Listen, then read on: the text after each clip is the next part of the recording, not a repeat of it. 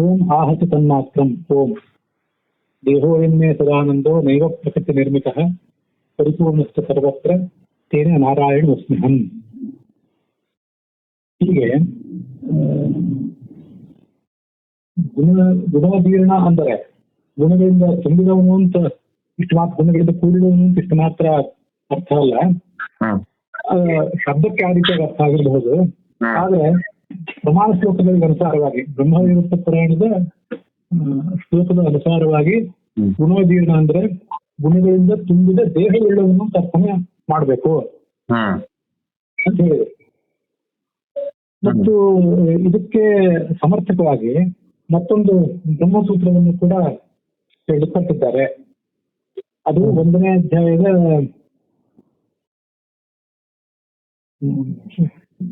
ಸೂತ್ರ ಹೇಳ್ತೇನೆ. ಆಹತ್ ತನ್ಮಾತ್ರ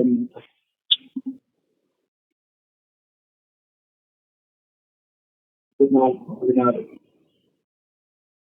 ಆಹತ್ ತನ್ಮಾತ್ರ ಅಂತ 1, 3, 2, 16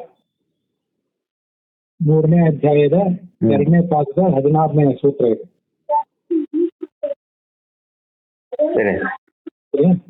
ಆ ಒಂದು ಬ್ರಹ್ಮಸೂತ್ರಕ್ಕೆ ಅನುಸಾರವಾಗಿ ಹಿಂದೆ ಹೇಳಿದ್ದು ಬ್ರಹ್ಮವೈವರ್ತ ಪುರಾಣಕ್ಕೆ ಅನುಸಾರವಾಗಿ, ಈಗ ಹೇಳ್ತಿರೋದು ಬ್ರಹ್ಮಸೂತ್ರಕ್ಕೆ ಅನುಸಾರವಾಗಿ. ಅಲ್ಲಿ ಆಹತ ತನ್ಮಾತ್ರಂ ಅನ್ನೋದನ್ನ ಈಗ ಸಮರ್ಥಕವಾಗಿ ತಗೋಬೇಕು. ಏನ್ ಹೇಳ್ತಿದ್ದಾರೆ ಅಂದ್ರೆ, ವೈಲಕ್ಷಣ್ಯಂಚ ಉಚ್ಯತೆ ರೂಪಸ್ಯ ವಿಜ್ಞಾನಾನಂದ ಮಾತ್ರತ್ವಂ ಐಕಾತ್ಮ ಪ್ರತ್ಯಯಸಾರಂ ಇತಿ. ಆ ಭಗವಂತನ ರೂಪ ಏನಿದೆಯಲ್ಲ ಅದು ಉಳಿದವರ ರೂಪಗಳಿಗಿಂತ ವಿಭಿನ್ನವಾಗಿದೆ, ಅದು ವಿಜ್ಞಾನಾನಂದ ರೂಪವಾಗಿದೆ ಅಂತ ಸಮರ್ಥನೆ ಮಾಡ್ತಾ ಇದ್ದಾರೆ ಇಲ್ಲಿ. ಆನಂದ ಮಾತ್ರಂ ಅಜರಂ ಪುರಾಣಮೇಕಂ ಸಂತಂ ಏಕಂ ಸಂತಂ ಬಹುಧಾ ದೃಶ್ಯಮಾನಂ ತಮಾತ್ಮಸ್ಥಂ ಏನ ಪಶ್ಯಂತಿ ಧೀರಾಃ ತೇಷಾಂ ಸುಖಂ ಶಾಶ್ವತಂ ನೇತರೇಷಾಂ ಅಂತ ಚತುರ್ವೇದ ಶಿಖಾ ಅನ್ನೋ ಒಂದು ಗ್ರಂಥವನ್ನು ಕೂಡ ಉದ್ಧರಿಸ್ತಾರೆ. ಭಗವಂತ ಎಂಥವನಾಗಿದ್ದಾನೆ? ಆನಂದ ಮಾತ್ರನಾಗಿದ್ದಾನೆ. ಅವನ ದೇಹ ಅಂತನ್ನೋದು ಪ್ರಾಕೃತವಾದ ದೇಹ ಅಲ್ಲ, ಗುಣವೇ ಅವನ ದೇಹ. ಆನಂದ ಮಾತ್ರಂ ಅಜರಂ ಮತ್ತೆ ಪುರಾಣ ಅನಾದಿ ಪುರುಷ ಏಕಂ ಸಂತಂ, ವಸ್ತುತಃ ಒಬ್ಬನೇ ಆದ್ರೂ ಅನೇಕ ರೀತಿಯಾಗಿ ರೂಪವನ್ನು ತಾಳಿ ಭಕ್ತರಿಗೆ ಗೋಚರನಾಗ್ತಾರೆ. ತಮ್ಮ ಆತ್ಮಸ್ಥಂ ಏನು ಪಶ್ಯಂತಿ ಧೀರಾಹ, ನಮ್ಮೊಳಗೆ ಆತನನ್ನು ಕಂಡವರು ಶಾಶ್ವತವಾದ ಸುಖವನ್ನು ಪಡೀತಾರೆ. ನೇತರೇಶಾಂ, ಇದನ್ನು ಬಿಟ್ಟು ಬೇರೆ ಯಾರಿಗೂ ಕೂಡ ಸುಖ ಇಲ್ಲ ಅಂತ ಅಲ್ಲಿ ಕಂಡು ಬಂದಿದೆ. ಆದ್ರಿಂದ ಆಹತ ತನ್ಮಾತ್ರ ಮಿತಿ ಲಕ್ಷ್ಯಮಾಣ ದಿಶಾ, ಇದು ರಾಘವೇಂದ್ರ ಸ್ವಾಮಿಗಳ ವಾಕ್ಯ. ಒಂದು ಹೇಳುವ ಮಾರ್ಗಕ್ಕೆ ಅನುಸಾರವಾಗಿ ಸಸ್ಯ ಗುಣೋದೀರ್ಣತಾ ಉಚ್ಚೈವ ಗುಣೈಸವೇ ವಿದೀರ್ಣಂ ಅಂತ ಹೇಳಿದ ಮಾತ್ರಕ್ಕೆ ಆ ಗುಣಗಳಿಂದ ಅಭಿನ್ನವಾದಂತಹ ದೇಹವೇ ಭಗವಂತನಿಗಿದೆ ಅಂತ ಗೊತ್ತಾಗ್ತದೆ. ಗುಣಗಳಿಂದ ತುಂಬಿದ ದೇಹ ಇದೆ ಅಂತ ಗೊತ್ತಾಗ್ತದೆ ಅಂತ ಹಿಂದೆ ಹೇಳಿದ್ರು. ಗುಣಗಳಿಂದ ತುಂಬಿದ ಆ ದೇಹ ಭಗವಂತನ ದೇಹ ಇದೆಯಲ್ಲ, ಅದಾದ್ರೂ ಆತರಿಂದ ಭಿನ್ನ ಅಂತ ಯಾರು ತಿಳ್ಕೋಬಾರ್ದು, ಅದು ಅಭಿನ್ನ ಅಂತಾನೆ ತಿಳ್ಕೋಬೇಕು. ಗುಣಾಭಿನ್ನವಾದ ದೇಹವುಳ್ಳವನು ಅಂತ ಗೊತ್ತಾಗ್ತದೆ. ಸರಿಯಾ? ಅಂದ್ರೆ ವ್ಯತ್ಯಾಸ ಏನಾಯ್ತು, ಭಗವಂತನಿಗೆ ಪ್ರಾಕೃತವಾದ ದೇಹ ಇದೆ ಅಂತ ಕೆಲವರಿದ್ದಾರೆ. ಪ್ರಾಕೃತವಾದ ದೇಹ ಅಂತೂ ಇಲ್ಲವೇ ಇಲ್ಲ, ಅದಿರೋದು ಅಪ್ರಾಕೃತವಾದ ದೇಹವೇ. ಅಪ್ರಾಕೃತವಾದ ದೇಹ ಆದ್ರೂ ಕೂಡ ಅದು ಆತನಿಂದ ಭಿನ್ನ ಏನೋ ಅಂತ ಒಂದು ಸಂಶಯ ಬರ್ಬೋದಲ್ಲ. ಹಾಗೆ ಯಾರು ಸಂಶಯ ಬಂದ್ರೆ ಆ ಪ್ರಾಕೃತವಾದ ದೇಹವಿದೆ ಮತ್ತು ಅದು ಕೂಡ ಆತನಿಂದ ಭಿನ್ನ ಅಲ್ಲ. ಅವನ ದೇಹ ಅದು ಗುಣಗಳಿಂದ ತುಂಬಿರಬಹುದು, ಆದ್ರೆ ಭಿನ್ನವಾಗಿರಬಹುದಲ್ಲ ಅಂತ ಸಂಶಯ ಬಂದ್ರೆ ಆ ಸಂಶಯಕ್ಕೂ ಕೂಡ ಆಹತ್ ತನ್ಮಾತ್ರ ಸೂತ್ರದಲ್ಲಿ ಉತ್ತರ ಹೇಳ್ತಾರೆ. ಆ ಪರಮಾತ್ಮ ದೇಹ ಅಪ್ರಾಕೃತವೂ ಹೌದು, ಮತ್ತೆ ಗುಣಾಭಿನ್ನವಾದದ್ದು ಹೌದು, ಗುಣಕ್ರಿಯಾಗಳಿಂದ ಅಭಿನ್ನವಾದದ್ದೇ ಹೌದದು. ಈಗದು ಆಹತ ತನ್ಮಾತ್ರ ಸೂತ್ರದಲ್ಲಿ ಏನ್ ಹೇಳ್ತಾರಲ್ಲ, ಅದನ್ನ ಆಚಾರ್ಯರು ಗುಣೋದೀರ್ಣಂ ಅಂತ ಅನ್ನೋದನ್ನ ಹೇಳಿದ್ದಾರೆ. ಗುಣೈಸರ್ವೈಹಿ ಉದೀರ್ಣಂ ಅಂತ. ಬರೀ ಸೂತ್ರ ಆಹತ ತನ್ಮಾತ್ರಂ ಅಂತಂದ್ರೆ ಸತ್ ಅಂದ್ರೆ ಆನಂದಾದಿಗಳು. ಆಯ್ತಾ? ಆನಂದಾದಿಗಳೇ ಇವನ ಸ್ವರೂಪ, ಮಾತ್ರ ಅಂತ ಸ್ವರೂಪ. ಆನಂದಾದಿಗಳಿಂದ ಅಭಿನ್ನವಾಗಿದೆ ಆತನ ಸ್ವರೂಪ. ಇತಿ ಆಹ ಶ್ರುತಿಯೇ ಹೇಳ್ತದೆ, ಶ್ರುತಿ ಶಾಸ್ತ್ರವೇ ಹೇಳ್ತದೆ ಅಂತ ಅಭಿಪ್ರಾಯ. ಸರಿಯಾ? ಆನಂದಾದಿಗಳು. ತನ್ಮಾತ್ರ ಅಂದ್ರೆ ಸ್ವರೂಪ ಆದವನು, ಅದಕ್ಕಿಂತ ಅಧೀನನಾದವನು ಅಂತ ಅದರ ಅಭಿಪ್ರಾಯ ಆಗ್ತದೆ. ಇದು ಅಲ್ಲಿಗೆ ಆಹತ್ ತನ್ಮಾತ್ರ ಸೂತ್ರದ ಅಭಿಪ್ರಾಯ. ಅದಕ್ಕಂತೂ ಟೀಕಾಯಂ ಬೋಧಿ. ಇದಕ್ಕಿಂತ ಹೆಚ್ಚಿನ ಸಂಗತಿಗಳನ್ನು ನೋಡ್ಬೇಕು ಅಂತಿದ್ರೆ ಯಾರಿಗಾದ್ರು ಅವರು ಆ ಭಾಗಕ್ಕೆ ಸಂಬಂಧಪಟ್ಟಂತಹ ಟೀಕಾವನ್ನು ನೋಡ್ಬೇಕು ಅಂತ ಅಭಿಪ್ರಾಯ. ಸರಿ, ಆ ಸೂತ್ರದ ಅರ್ಥ ಎಲ್ಲ ಸ್ಪಷ್ಟ ಆಯ್ತಲ್ಲ.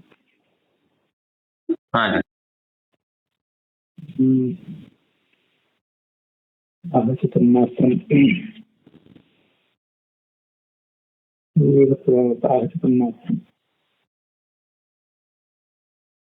ಅದು ಐಕಾತ್ಮ ಪ್ರತ್ಯಯ ಸಾರಂ ಅಂತ ಹೇಳಿದ್ರಲ್ಲ, ವೈಲಕ್ಷಣ್ಯ ಸೂಚಿಸಿದ ವಿಜ್ಞಾನಾನಂದ ತನ್ಮಾತ್ರಂ ಐಕಾತ್ಮ ಪ್ರತ್ಯಯ ಸಾರಂ ಅಂತ ಇದೆ ನೋಡಿ ಅಲ್ಲಿ.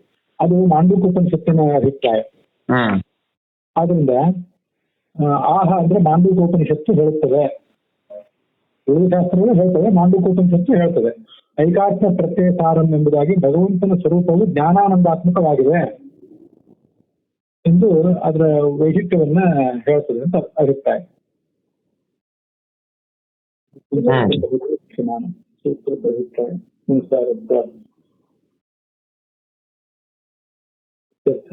ಏಕ ಪ್ರಧಾನ ಉದ್ದೇಶ ಆತ್ಮ ಪೂರ್ಣತ್ವತಃ ಸ್ಥಿತಃ ತದೇವ ಪ್ರತ್ಯಯ ಜ್ಞಾನ ರೂಪತ್ವ ಸಾರ ಆನಂದ ರೂಪತಃ. ಐಕಾತ್ಮ ಪ್ರತ್ಯಯ ಸಾರ ಅನ್ನೋಲ್ಲಿ ಪ್ರತ್ಯಯ ಅಂದ್ರೆ ಜ್ಞಾನ ರೂಪ ಅಂತ ಅರ್ಥ, ಸಾರ ಅಂದ್ರೆ ಆನಂದ ರೂಪ ಅಂತ ಅರ್ಥ. ಹೀಗೆ ಐಕಾತ್ಮ ಪ್ರತ್ಯಯ ಸಾರ ಅಂದ್ರೆ ಅದರಿಂದ ಅಭಿನ್ನವಾದಂತಹ ಸ್ವರೂಪ ಉಳ್ಳವನು ಅಂತ ಇಷ್ಟು ಅರ್ಥ ಗೊತ್ತಾಗ್ತದೆ ಅದರಿಂದ. ಸರಿ, ಇನ್ನು ಮುಂದಿನ ಇದಕ್ಕಿಂತ ಹೆಚ್ಚಿನ ಅಭಿಪ್ರಾಯಗಳಿಂದ ಟೀಕಾದಲ್ಲೇ ನೋಡ್ಬೇಕು. ಸರಿ, ಆಯ್ತು. ಇನ್ನು ಮುಂದೆ ಜಿಜ್ಞಾಸೆ ಒಂದು ಬರ್ತದೆ. ಬ್ರಹ್ಮ ಜಿಜ್ಞಾಸೆ ಮಾಡ್ಬೇಕು ಅಂತ ಹೇಳಿದ್ರಿ. ಆ ಬ್ರಹ್ಮ ಜಿಜ್ಞಾಸೆಯನ್ನು ಯಾಕೆ ಮಾಡ್ಬೇಕು? ಈಗ ನಮಗೆ ಎಲ್ರಿಗೂ ಕೂಡ ಅನುಭವಕ್ಕೆ ಬಂದಿರುವಂಥದ್ದು ಯಾವುದು? ಜೀವ ಚೈತನ್ಯ. ನನಗೆ ನನ್ನ ಚೈತನ್ಯ, ನಿಮಗೆ ನಿಮ್ಮ ಚೈತನ್ಯ, ಇವೆಲ್ಲವೂ ಕೂಡ ಅನುಭವಕ್ಕೆ ಬಂದಿವೆ. ಇದಕ್ಕಿಂತ ಭಿನ್ನವಾದಂತಹ ಬ್ರಹ್ಮ ಇದ್ದಾನೆ ಅಂತ ಅನ್ನೋದಕ್ಕೆ ಪ್ರಮಾಣ ಇಲ್ಲ. ಆದ್ರಿಂದ ಬ್ರಹ್ಮನೇ ಇಲ್ಲ. ಜೀವ ಚೈತನ್ಯಕ್ಕಿಂತ ಹೊರತಾಗಿ ಯಾವ ಬ್ರಹ್ಮ ಇದ್ದಾನೆ? ಬ್ರಹ್ಮ ಅಂತ ಅನ್ನೋದೇ ಇಲ್ಲ. ಆ ಬ್ರಹ್ಮ ಇದ್ದಾನೆ ಪ್ರಮಾಣವೇ ಇಲ್ಲ. ಪ್ರಮಾಣವೇ ಇಲ್ಲ. ಆದ್ರಿಂದ ಇನ್ನು ಉಳಿದಿರೋದು ಯಾವುದು? ಈ ಜೀವ ಚೈತನ್ಯ. ಈ ಜೀವ ಚೈತನ್ಯ ಅಂತ ಅನ್ನೋದು ನಮಗೆ ಪ್ರತ್ಯಕ್ಷದಿಂದಲೇ ಸಿದ್ಧ ಆಗಿದೆ. ನಮ್ಮ ಜ್ಞಾನ, ನನಗೆ ನಾನು ಅಂತ ಜ್ಞಾನ ಬಂದಿದೆ, ನಿಮಗೆ ನೀವು ಅಂತ ಜ್ಞಾನ ಬಂದಿದೆ. ಹಾಗಾಗಿ ಅಹಂ ಧೀಹಿ ಅಂದ್ರೆ ಅಹಂ ಎಂಬ ಜ್ಞಾನ. ಅಹಂ ಎಂಬ ಜ್ಞಾನಕ್ಕೆ ನಾನು, ನನ್ನ ಅಹಂ ಎಂಬ ಜ್ಞಾನಕ್ಕೆ ನಾನು ವಿಷಯ, ನಿಮ್ಮ ಅಹಂ ಎಂಬ ಜ್ಞಾನಕ್ಕೆ ನೀವು ವಿಷಯ. ಸರಿಯಾ? ಹೀಗಿರೋದ್ರಿಂದ ನಾವು ನಮ್ಮ ಜ್ಞಾನಕ್ಕೆ ವಿಷಯರಾಗಿರೋದ್ರಿಂದ ನಮಗೀಗಾಗಲೇ ಜ್ಞಾನ ಇದೆ ಅಂತ ಆಯ್ತು. ಆತ್ಮಜ್ಞಾನ ನನಗೂ ಇದೆ, ನಿಮಗೂ ಇದೆ. ಯಾಕಂದ್ರೆ ನೀವು ನಿಮ್ಮನ್ನು ತಿಳ್ಕೊಂಡಿದ್ದೀರಿ, ನಾನು ನನ್ನನ್ನು ತಿಳ್ಕೊಂಡಿದ್ದೇನೆ. ಹೀಗೆ ಆತ್ಮಜ್ಞಾನ ನಮ್ಗೆ ಎಲ್ರಿಗೂ ಕೂಡ ಇದ್ದೇ ಇರೋದ್ರಿಂದ ಇದು ನಮ್ಗೆ ನೀವು ಮೋಕ್ಷ ಅಂತೂ ಬಂದಿಲ್ಲ. ನನಗೂ ಮುಕ್ತಿ ಬಂದಿಲ್ಲ, ನಿಮಗೂ ಮುಕ್ತಿ ಬಂದಿಲ್ಲ. ಆದ್ರಿಂದ ಈ ಆತ್ಮಜ್ಞಾನಕ್ಕೆ ಒಂದು ಫಲ ಅಂತ ಅನ್ನೋದೇ ಇಲ್ಲ. ನೀವು ಹೇಳ್ತಿದ್ದೀರಿ ಆತ್ಮಜ್ಞಾನಕ್ಕೆ, ಆತ್ಮತತ್ವಜ್ಞಾನಕ್ಕೆ ಮೋಕ್ಷವೇ ಫಲ ಅಂತ. ನಮಗೆಲ್ಲರಿಗೂ ಈಗ ಆತ್ಮಜ್ಞಾನ ಇದೆ, ಆದ್ರೆ ಅದಕ್ಕೆ ಮೋಕ್ಷ ಒಂದು ಫಲ ಸಿಕ್ಕಿಲ್ಲ. ಆದ್ರಿಂದ ಈ ಆತ್ಮಜ್ಞಾನಕ್ಕೊಂದು ಪ್ರಯೋಜನವೇ ಇಲ್ಲ. ಪ್ರಯೋಜನವೇ ಇಲ್ಲ ಅಂತ ಆದ್ಮೇಲೆ ಅದಕ್ಕೊಬ್ಬ ಅಧಿಕಾರಿಯೂ ಕೂಡ ಇರೋದು ಸಾಧ್ಯ ಇಲ್ಲ. ಅಧಿಕಾರಿ ಯಾವಾಗಿರ್ತಾನೆ? ಪ್ರಯೋಜನ ಏನಾದರೂ ಇದ್ದರೆ ಆ ಪ್ರಯೋಜನವನ್ನು ಬಯಸುವಂತವನೇ ಅಧಿಕಾರಿ. ಇಲ್ಲಿ ಪ್ರಯೋಜನವೇ ಇಲ್ಲ, ಆದ್ರಿಂದ ಅಧಿಕಾರಿನೂ ಕೂಡ ಇಲ್ಲ. ಅಧಿಕಾರಿ ಇಲ್ಲ, ಪ್ರಯೋಜನ ಇಲ್ಲ ಅಂತ ಆಗ್ಬಿಟ್ರೆ ಇದು ಜಿಜ್ಞಾಸೆ ಯಾಕೆ ಮಾಡ್ಬೇಕು? ತದ್ವಿಜಿಜ್ಞಾಸಸ್ವ ತದ್ಬ್ರಹ್ಮೇತಿ ಅಂತ ತೈತ್ರಿಯ ಉಪನಿಷತ್ತು ಮೊದಲಾದ ಕಡೆ ಏನ್ ಹೇಳ್ತಾರೆ, ಆ ಜಿಜ್ಞಾಸೆಯನ್ನು ಮಾಡಿ ಅಂತ ಹೇಳಿದ್ದೇ ಸರಿಯಾಗಲಿಲ್ವಲ್ಲ ಅಂತ ಇಷ್ಟು ಪ್ರಶ್ನೆ ಬಂತು. ಅದಕ್ಕೆ ಅಥಾತೋ ಬ್ರಹ್ಮ ಜಿಜ್ಞಾಸ ಅಂತ ಮುಂದೆ ಉತ್ತರ ಕೊಡ್ತಿದ್ದಾರೆ. ಈಗ ಪ್ರಶ್ನೆ ವಾಕ್ಯದ ಅಭಿಪ್ರಾಯಗಳನ್ನು ಹೇಳ್ತೀನಿ ನೋಡಿ. ಜೀವ ಚೈತನ್ಯ ಅನ್ಯಸ್ಯ ಬ್ರಹ್ಮಣ ನಾನಾಭಾವೇನ ಅಭಾವಾತ್. ಜೀವ ಚೈತನ್ಯ ಅಂದ್ರೆ ಜೀವನೆಂಬ ಚೇತನ, ಆ ಚೇತನನಿಗಿಂತ ಭಿನ್ನನಾದಂತಹ ಬ್ರಹ್ಮ ಅದು ಇಲ್ಲವೇ ಇಲ್ಲ, ಅಭಾವ ಅದು ಇಲ್ಲವೇ ಇಲ್ಲ. ಯಾಕೆಂದ್ರೆ ಮಾನಾಭಾವೇನ ಅದಕ್ಕೊಂದು ಪ್ರಮಾಣವೇ ಇಲ್ಲ. ಮಾನಾಭಾವೇನ ಅಭಾವ ಸಸ್ಯ. ಇನ್ನು ಉಳಿದಿರೋರು ಯಾರು? ಆ ಜೀವ ಚೈತನ್ಯನೇ ಒಬ್ಬ ಉಳಿದಿರೋರು. ಸಸ್ಯತೆ ಅಹಂ ಭೀ ಸಿದ್ಧತ್ವೇನ, ಅಹಂ ಎಂಬ ಜ್ಞಾನಕ್ಕೆ ಅವನು ವಿಷಯನಾಗಿದ್ದಾನೆ. ಅಹಂ ಎಂಬ ಜ್ಞಾನಕ್ಕೆ ಅವನು ವಿಷಯನಾಗಿ ಇರೋದ್ರಿಂದ ಅವಿಷಯತ್ವ, ವಿಷಯನೇ ಅಲ್ಲ ಅವನು. ವಿಷಯ ಯಾವ್ದಾಗ್ಬೇಕು? ಶಾಸ್ತ್ರದಿಂದ ಪ್ರತಿಪಾದ್ಯವಾದಂತಹ ವಿಷಯ ಅಂತ ಯಾವ್ದನ್ನು ಹೇಳ್ತಾರೆ ಅಂದ್ರೆ, ಯಾವುದು ನಮ್ಗೆ ಇಲ್ಲಿವರೆಗೂ ತಿಳಿದಿಲ್ವೋ ಅದನ್ನ ತಿಳಿಸ್ಲಿಕ್ಕಾಗಿ ಶಾಸ್ತ್ರ ಇನ್ನೊಂದು ವಿಷಯವನ್ನ, ನಮ್ಮ ಕಿವಿಗೆ ಇರುವಂತಹ ವಿಷಯವನ್ನ ಯಾವ್ದಾದ್ರು ಪ್ರಮಾಣದ ಮೂಲಕವಾಗಿ ತಿಳಿಸ್ಬೇಕು. ಹಾಗೆ ತಿಳಿಸಿದ್ರೆ ಅದಕ್ಕೆ ವಿಷಯ, ಹಾಗೆ ತಿಳಿಸಲ್ಪಟ್ಟಂತಹ ವಸ್ತುವನ್ನೇ ವಿಷಯ ಅಂತಾರೆ. ಈಗಿಲ್ಲಿ ಅಹಂ ಚೈತನ್ಯ ಅನ್ನೋದು ವಿಷಯನೇ ಅಲ್ಲ. ಯಾಕೆ ವಿಷಯ ಅಲ್ಲ ಅಂದ್ರೆ ಅದು ಈಗಾಗಲೇ ಸಿದ್ಧವಾಗಿರೋದ್ರಿಂದ ಅಜ್ಞಾತವಾದದ್ದು ವಿಷಯ ಆಗಬೇಕು. ಅಹಂ ಚೈತನ್ಯ ಅನ್ನೋದು ಅಜ್ಞಾತ ಅಲ್ಲದನ್ನು ವಿಷಯನೇ ಅಲ್ಲ. ಮತ್ತು ಒಂದು ವಿಷಯ ಇಲ್ಲ ಅಂತ ಆಯ್ತು. ವಿಷಯ, ಅಧಿಕಾರಿ, ಪ್ರಯೋಜನ ಅಂತ ಈ ಮೂರು ಬೇಕು. ಮತ್ತೆ ಅನುಬಂಧ ಚತುಷ್ಟಯ ಅಂತ ನಾಲ್ಕನೇದು, ಅದನ್ನು ಕೇಳಿರ್ತೀರಿ ನೀವು. ಈಗ ಅಧಿಕಾರಿ ಅಂದ್ರೆ ಓದ್ಬೇಕಾದವನು, ವಿಷಯ ಅಂದ್ರೆ ತಿಳಿಯಲ್ಪಡಬೇಕಾದ ವಸ್ತು, ಪ್ರಯೋಜನ ಅಂದ್ರೆ ಅದರಿಂದ ಆಗ್ಬೇಕಾದ ಲಾಭ, ಮತ್ತೆ ಅವುಗೆಲ್ಲದಕ್ಕೂ ಸಂಬಂಧ. ಅಧಿಕಾರಿಗೂ ವಿಷಯಕ್ಕೂ ಪಾಠಕ ಪಾಠ್ಯ ಅನ್ನುವಂಥ ಸಂಬಂಧ, ಪಾಠ ಅಥವಾ ಜ್ಞಾತೃ ಜ್ಞೇಯ ಸಂಬಂಧ. ಅಧಿಕಾರಿಯಾದವನು ತಿಳ್ಕೊತಾನೆ, ಸರಿಯಾ? ಆಮೇಲೆ ವಿಷಯವು ಅಧಿಕಾರಿಯಾದವನು ತಿಳ್ಕೊತಾನೋದ್ರಿಂದ ಅವನು ಜ್ಞಾತ, ಅವನಲ್ಲಿ ಜ್ಞಾತೃತ್ವ ಬಂತು, ವಿಷಯದಲ್ಲಿ ಜ್ಞೇಯತ್ವ ಬಂತು. ಹೀಗೆ ವಿಷಯಕ್ಕೂ ಅಧಿಕಾರಿಗೂ ಜ್ಞಾತೃ ಜ್ಞೇಯ ಅನ್ನೋ ಸಂಬಂಧ. ಮತ್ತೆ ಅಧಿಕಾರಿಗೂ ಪ್ರಯೋಜನಕ್ಕೂ ಏನು ಸಂಬಂಧ ಅಂದ್ರೆ ಪ್ರಾಪ್ಯ ಪ್ರಾಪಕ. ಅಧಿಕಾರಿಯು ಅದನ್ನ ಹೊಂದುತ್ತಾನೆ, ಆ ಪ್ರಯೋಜನವನ್ನು, ಅದರಿಂದ ಅವನು ಪ್ರಾಪಕ. ಆ ವಿಷಯವು ಪ್ರಯೋಜನವೂ ಪ್ರಾಪ್ಯ. ಹೀಗೆ ಪ್ರಾಪ್ಯ ಪ್ರಾಪಕ ಅನ್ನುವಂಥ ಸಂಬಂಧ ಅಧಿಕಾರಿ ಮತ್ತು ಪ್ರಯೋಜನಕ್ಕೆ ಇರಬೇಕು. ಇನ್ನು ವಿಷಯ ಮತ್ತು ಪ್ರಯೋಜನಕ್ಕೆ ಏನು ಸಂಬಂಧ ಅಂದ್ರೆ ದಾತೃ ಧ್ಯೇಯ ಅನ್ನುವಂಥ ಸಂಬಂಧ. ವಿಷಯವು ಆ ಪ್ರಯೋಜನವನ್ನ, ವಿಷಯದ ಜ್ಞಾನವು ಆ ಪ್ರಯೋಜನವನ್ನು ಕೊಡಬೇಕು. ಆದ್ರಿಂದ ವಿಷಯವು ದಾತೃ ಕೊಡುವಂಥದ್ದು. ಮತ್ತೆ ಪ್ರಯೋಜನ ಎಂಬುದು ಧ್ಯೇಯ. ಹೀಗೆ ದಾತೃ ಧ್ಯೇಯ, ಜ್ಞಾತೃ ಜ್ಞೇಯ ಮತ್ತೆ ಪ್ರಾಪ್ಯ ಪ್ರಾಪಕ ಮೊದಲಾದಂತಹ ಸಂಬಂಧಗಳು ಕೂಡ ಇರೋದು ಸಾಧ್ಯ ಇಲ್ಲ. ಇದನ್ನೇ ಅನುಬಂಧ ಚತುಷ್ಟಯ ಅಂತ ಹೇಳೋದು. ಯಾವುದೇ ಶಾಸ್ತ್ರ ರಚನೆ ಮಾಡ್ಬೇಕಾದ್ರೆ ಅಧಿಕಾರಿ, ಪ್ರಯೋಜನ, ವಿಷಯ ಮತ್ತೆ ಅವುಗಳ ನಡುವಿನ ಪರಸ್ಪರ ಸಂಬಂಧ, ಅದು ನಾಲ್ಕನೇದ್ದು. ಸಂಬಂಧ ಅನ್ನೋದು ನಾಲ್ಕನೇದ್ದು. ಸರಿ, ಈಗೇನು ಮೊದಲನೇದಾಗಿ ಈ ಜೀವ ಚೈತನ್ಯ ಅನ್ನೋದು ವಿಷಯ ಅಲ್ಲ, ಯಾಕೆಂದ್ರೆ ತಿಳಿಯಲ್ಪಟ್ಟಿರುವುದರಿಂದ. ಇನ್ನೊಂದು ಪ್ರಯೋಜನ ಇಲ್ಲ ಅಂತ ಹೇಳ್ತಿದ್ದಾರೆ. ಯಾಕೆ ಪ್ರಯೋಜನ ಇಲ್ಲ ಅಂದ್ರೆ ಸತಿ ಅಪಿ ತಜ್ಞಾನೇ, ಜೀವ ಚೈತನ್ಯನ ಜ್ಞಾನ ನಮಗಿದ್ರೂ ಕೂಡ ಮುಖ್ಯದೃಷ್ಟಿಯ ಮುಕ್ತಿಯಾದೃಷ್ಟಿಯ ಅಂತಿದೆ, ಮುಕ್ತಿಯದೃಷ್ಟಿಯ ಅಂತ ಹ್ರಸ್ವ ಆಗ್ಬೇಕನ್ನ. ಮುಕ್ತಿ ಆಗುವುದು ಕಾಣಿಸ್ತಾ ಇಲ್ಲ. ಹೀಗೆ ಮುಕ್ತಿ ಆಗ್ತಿಲ್ಲ. ಆದ್ರಿಂದ ಫಲಾಭಾವ, ಈ ಆತ್ಮಜ್ಞಾನಕ್ಕೆ ಫಲ ಅನ್ನೋದೇ ಇಲ್ಲ. ತಥೈವ ಅಧಿಕಾರಿಯಾದ್ಯಭಾವಾಚ್ಚ, ಆದ್ರಿಂದ ಅಧಿಕಾರಿ ಮತ್ತೆ ಸಂಬಂಧ, ಅಧಿಕಾರಿಗೂ ವಿಷಯಕ್ಕೂ ಅಧಿಕಾರಿಗೂ ಪ್ರಯೋಜನಕ್ಕೂ ಸಂಬಂಧ ಇವ್ಯಾವುದೂ ಇಲ್ಲ. ಅಧಿಕಾರಿ ಆದಿ ಅಭಾವ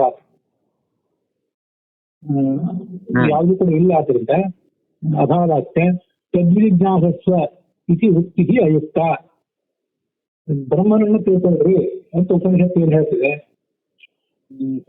ತದ್ವಿಜ್ಞಾಸಸ್ವ ತದ್ಬ್ರಹ್ಮೇತಿ ತಪೋ ತಪ್ಯತ ಇತ್ಯಾದಿ ಕಡೆಗಳಲ್ಲಿ ಏನ್ ಹೇಳ್ತಿದೆ, ಅದನ್ನು ವಿಧಾನ ಮಾಡೋದು ವ್ಯರ್ಥ. ಆತ್ಮಾನ ಅರೇ ದ್ರಷ್ಟವ್ಯ ಶೋಕವ್ಯೋ ಮಂತವ್ಯೋ ನಿಧ್ಯಾಸಿತವ್ಯ ಅಂತ ಬೃಹದಾರಣಿಕ ಭಾಷೆಯಲ್ಲಿ, ಬೃಹದಾರಣಿಕ ಉಪನಿಷತ್ತು ಇದೆ. ಆ ವಿಧಾನವೂ ಕೂಡ ವ್ಯರ್ಥ. ಆತ್ಮನನ್ನು ತಿಳಿಯುವುದಾಗಲಿ ಬ್ರಹ್ಮನನ್ನು ತಿಳಿಯುವುದಾಗಲಿ ಪ್ರಯೋಜನ ರಹಿತ. ಆದ್ರಿಂದ ಯಾಕೆ ಈ ಶಾಸ್ತ್ರದ ಅಧ್ಯಯನ ಅಂತ ಇಷ್ಟು ಪ್ರಶ್ನೆ ಬಂತು ನೋಡಿ ಅಲ್ಲ. ಯಾಕೆ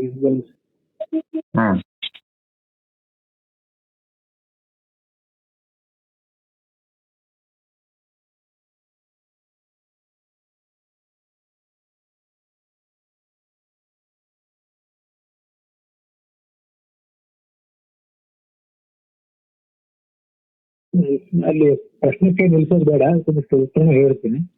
ಓಂ ಅಥಾತೋ ಬ್ರಹ್ಮ ಜಿಜ್ಞಾಸ ಓಂ. ಹ್ಮ್ ಈ ಜೀವ ಇಲ್ಲಿ ವಿಷಯ ಅಲ್ಲವೇ ಅಲ್ಲ, ಪರಮಾತ್ಮನೇ ವಿಷಯ. ಹ್ಮ್ ಆದ್ಮೇಲೆ ಪರಮಾತ್ಮನೇ ವಿಷಯ. ಕೊನೆಗೆ ಆ ಪ್ಯಾರ ಕೊನೆಗೆ ಇರೋದಿಲ್ಲ ಜೀವ ತದ್ವಿಷಯ ಸಾ ಕಾರ್ಯ ಐತಿ ಯಾವತ್ತು ಜೀವ. ಜೀವ ಇಲ್ಲಿ ವಿಷಯನೇ ಅಲ್ಲ, ಪರಬ್ರಹ್ಮನಾದಂತಹ ವಿಷ್ಣುವೇ ವಿಷಯ. ಅವನ ಜಿಜ್ಞಾಸೆ ಅಂತ ಅನ್ನೋದು ಅತ್ಯಗತ್ಯ. ಆದ್ರಿಂದ ತದ್ವಿಜಿಜ್ಞಾಸತ್ವ ಇತಿ ಯುಕ್ತಿ ಅಯುಕ್ತ ಆಗೋದಿಲ್ಲ. ಪರಮಾತ್ಮ ಜ್ಞಾನಕ್ಕೆ ಫಲ ಇದೆ, ಆದ್ರಿಂದ ಆ ಪರಮಾತ್ಮ ಜಿಜ್ಞಾಸೆಯನ್ನು ಮಾಡಬೇಕು ಅಂತ ಮುಂದೆ ವಿವರಣೆ ಮಾಡ್ತಾರೆ. ಹ್ಮ್ ಏನಿಲ್ಲ ವಾಕ್ಯ ಸರಿಯಾಯ್ತು.